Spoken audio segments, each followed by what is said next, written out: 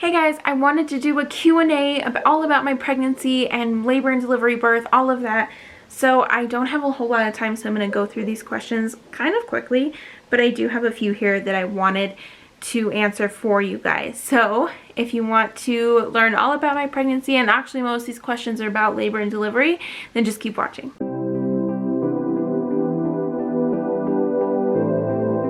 Okay, first question. At what point were you most scared? And I am assuming that this is for labor and delivery.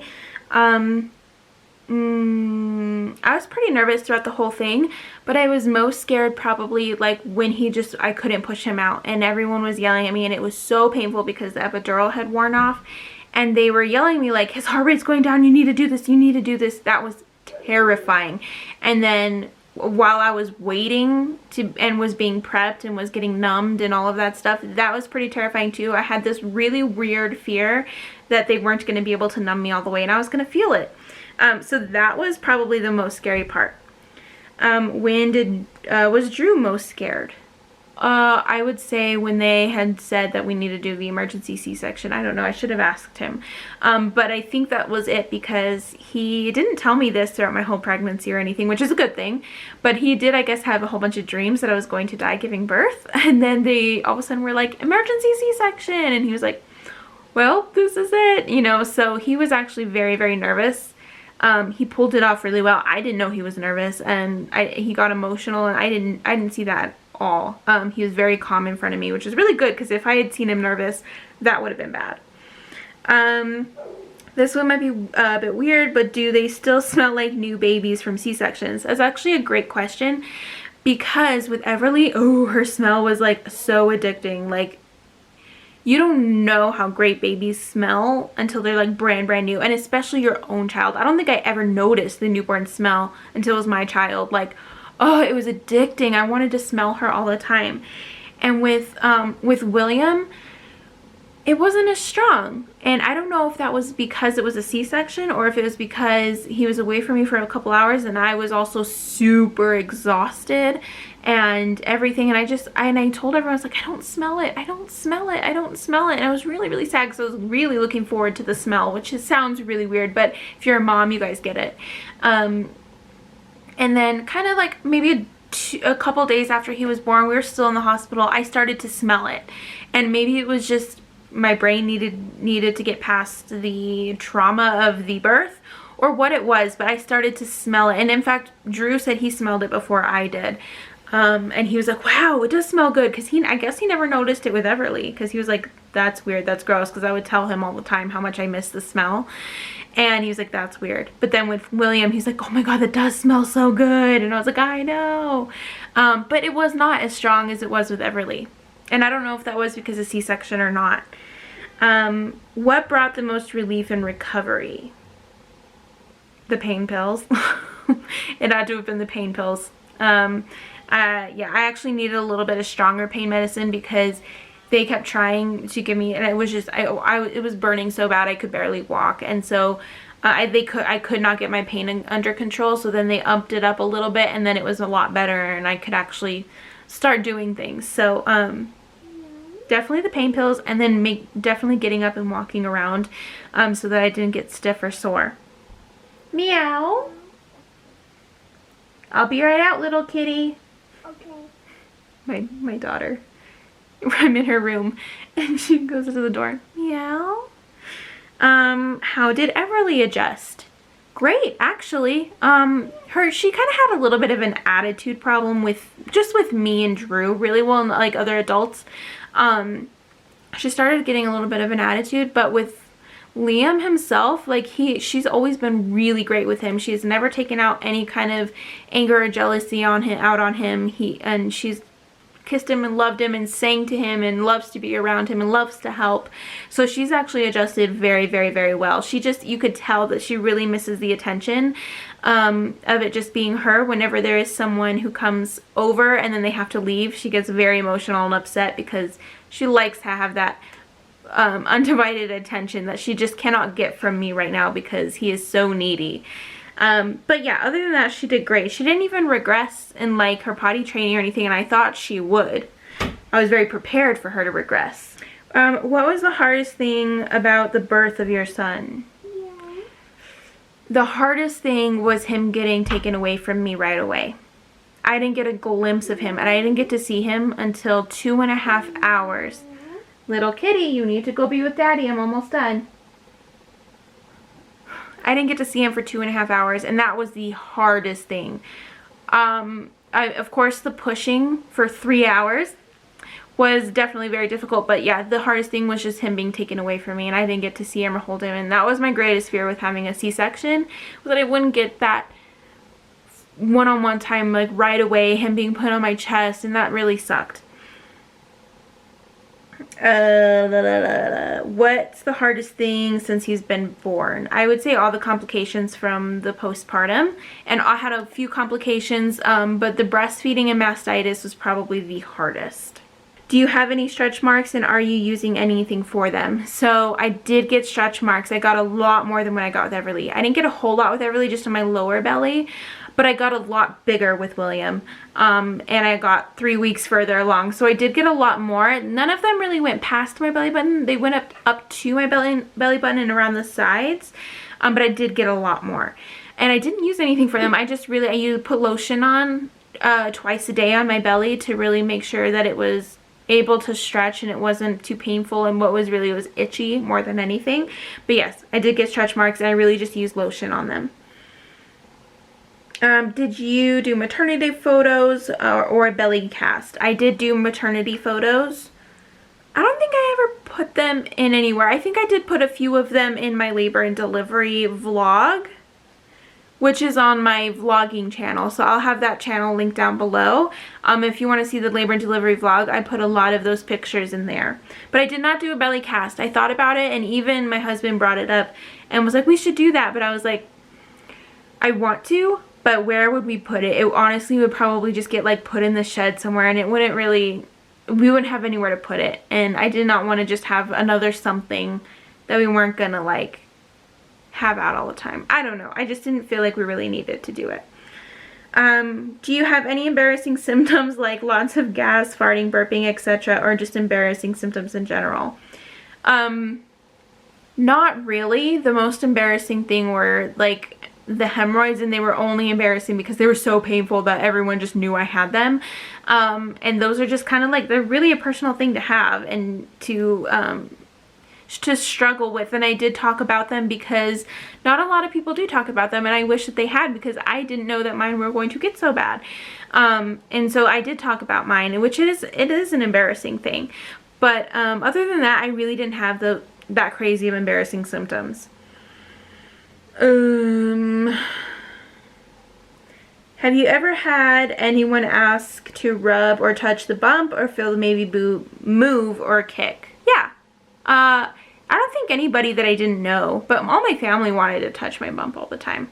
And I never found it awkward or anything. Sometimes I just didn't know what to do while they were doing it. I was just like, where do I put my hands? Do I look away? Like, it never bothered me, but sometimes I just didn't know. It was a little awkward, but yeah. How do you feel about belly touches? I just said, don't really mind. How many kids do you want? So, right now, if this is just like the first video you've watched or don't know a whole lot about me, I have a stepdaughter, and she is, about to be 11. Holy crap. And so I do have that. We don't have her full time. We get her for a month in the summer, and then we do get her for either spring break, or actually this year we are getting her for Christmas, so that is really awesome. So we have her, and so that is from my husband's previous marriage, and then we have my 3-year-old, and then we have William, who is now 2 months old. And so those are the kids that I have right now, and honestly, I don't think I want any more. I always thought I wanted to have 4 kids, and I love my children. And if I had had good labor and deliveries and postpartums, I actually probably would have at least one more.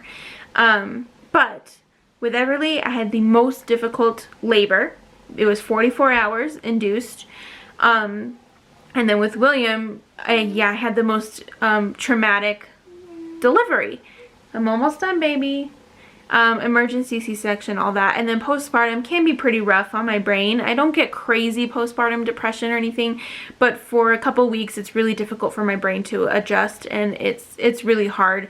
And then I had a lot of complications this time afterwards. So with all of those that happened, I just don't think I could do it again. And it's really sad, and it was a hard decision to come to, but honestly I think that God made me go through those hard times because he knew that I was done having children, and he probably knew that it would be really difficult for me to make that decision and really tear on my heart to make that decision to stop having children if I hadn't had all those problems. So I think he gave those trials to me so that I could feel at peace with that decision to be done having kids. Now, I'm not saying absolutely not. You never know, but me and Drew are pretty dang sure we are done. We like having the little family that we do. The more kids that we have, the less stuff that we can go out and do, the more expensive it is. The more we kind of have to split up to do activities, and I like doing things all together. And I really hate going on vacation when I'm pregnant or have a newborn. So I like to travel and I like to do all those things, and it'll be really fun as my kids get older and I don't have to worry about another pregnancy or newborn. So I'm sad, but I am at peace with the decision that we are probably done having kids. How has hubby been bonding with the baby? Any tips? He's been great. He stayed, he took off work for 1 week, and that was really cool. He didn't get to do that with Everly, and because he had just started a new job, but he got to take off a whole week to spend time with him and me and help take care of me, and they have a great bond. Yeah, he does the diaper changing, and now that he's on the bottle, he does the bottles. And I mean, I do most of it because he's at work most of the day, but they have a great bond. In fact, a lot of times when he's really fussy, I have to give him to him, and then he'll be able to calm him down pretty quickly. But any tips? Let me get him for those tips. Okay, this person who asked the question wants to know if you have any tips for bonding with the baby as the dad. Any tips for bonding with the baby as a dad? Mm-hmm. And me too. I don't know, it always comes so natural for me. Is there anything that you specifically like? I don't know. Skin to skin. Skin to skin? That's a good one. Yeah. Yeah, a lot of moms do that, but even if it's kind of awkward for you, skin to skin. Mm-hmm. I agree. I think a lot more dads should do skin to skin. Plus, it's the most comfortable way you could possibly sleep with a child. If he's laying on your, or he or she is laying on your chest and you're just passed out in a chair, boom, that's golden. Yeah. You guys, they do that a lot. They fall asleep in the chair a lot. Especially especially, they don't do skin to skin as much anymore, but in the beginning they did a lot. It's too cold now. It's cold now. We usually don't have him in a diaper anymore. Just a diaper. We have him in diapers still. But, yeah. Thank you. And I forgot about it. What is my question? Oh, what's your question? Do you want a question? Do you like having a baby brother? Yeah. What's your favorite part? Making a baby better. You didn't make him. What's your favorite part about him? What do you like to do with him?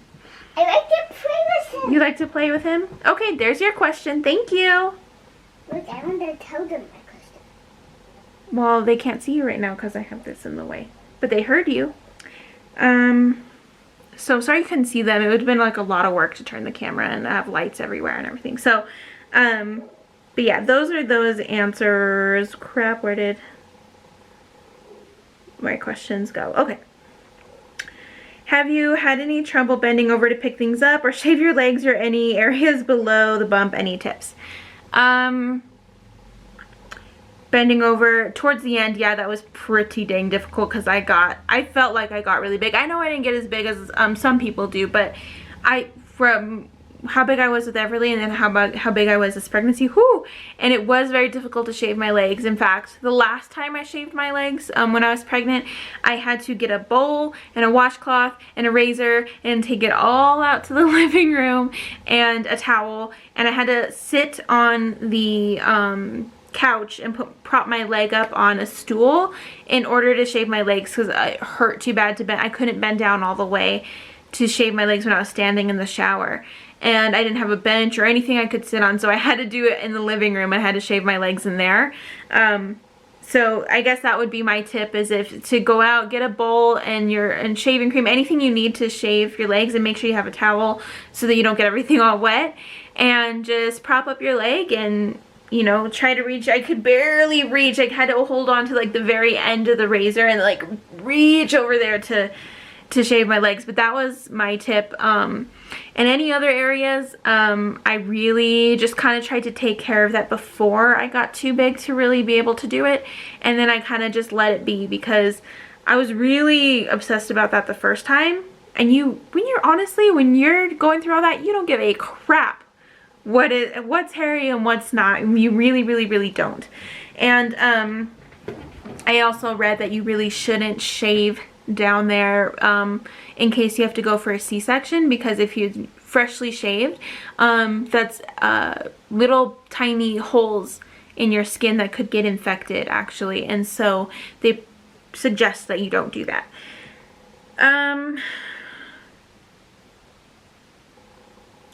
I know this might be something you want to keep private, but how was your sex drive and intimacy during pregnancy?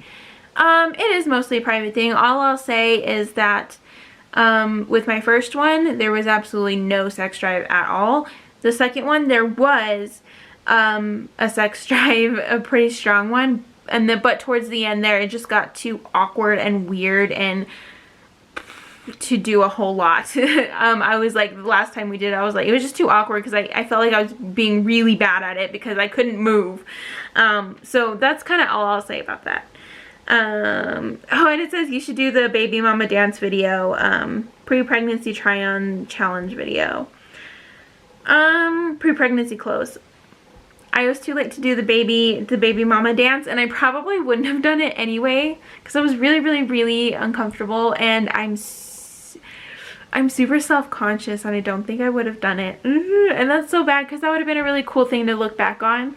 But at the time, I probably wouldn't have done it, because the last part of my pregnancy was really, really, really difficult for me. And then the pre-pregnancy clothes try-on challenge video. I've never seen that one. Is that while you're still pregnant, or like right after postpartum? I'm not really sure. I did try on, I guess I'll just try on one pair of pants from pre-pregnancy, and they fit pretty good. They're a little snug, because my belly did get so big and it didn't shrink quite as much as last time.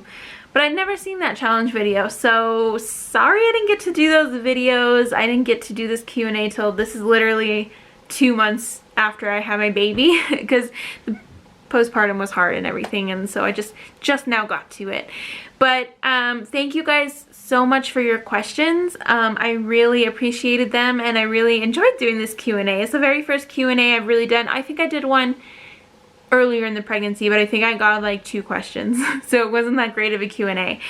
This was a great one. This was really fun, and I hope to do another Q&A soon. So if you guys have any ideas for other Q&As you would like to do, general ones or specific ones, go ahead and let me know, and I will set those up. So I hope you guys enjoyed this video. If you did, give it a thumbs up. Make sure to subscribe to my channel, and I will see you guys next time. Bye!